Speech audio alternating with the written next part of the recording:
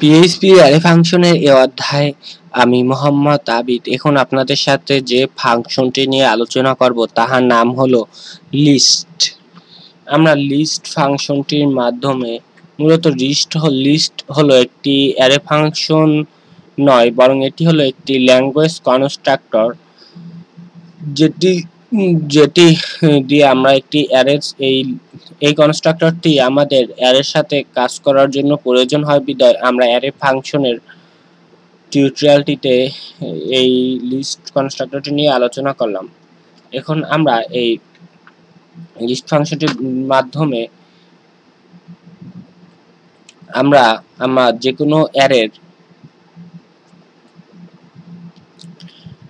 যে কোনো অ্যারের ভিতরে যে আইটেমগুলো আছে সেই আইটেমগুলো দিয়ে একটি ভেরিয়েবল তৈরি করতে পারি।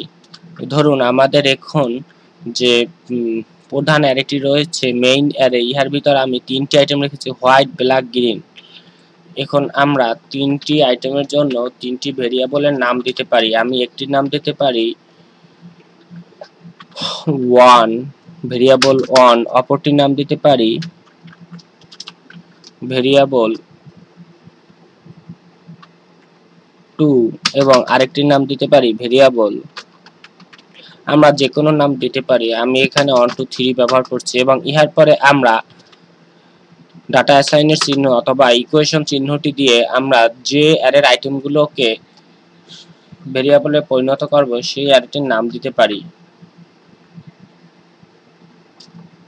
এখন আমরা যদি ভেরিয়েবল 1 এর প্রিভিউ ব্রাউজারে দেখি তাহলে আমরা হোয়াইট লেখাটির প্রিভিউ ব্রাউজারে পাবো।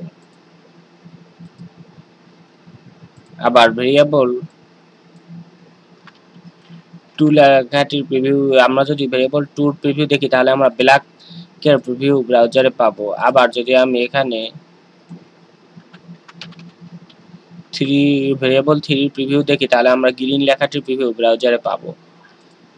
আবার এখানে আমাদের যদি এমন হয় যে আমরা এখানে দুটো ভেরিয়েবলের নাম লিখেছি, ইহার মাধ্যমে আমরা আমাদের অ্যারের ভিতর মোট আইটেম সংখ্যা 3টি এবং আমরা লিস্টের মাধ্যমে আমরা দুটো ভেরিয়েবলের নাম দিয়েছি, সুতরাং আমরা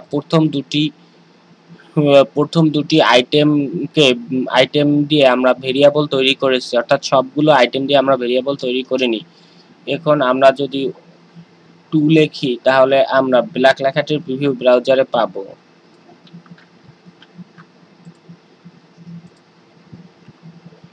আশা করি আপনারা আমার এই অধ্যায়ের আলোচনা বুঝতে পেরেছেন।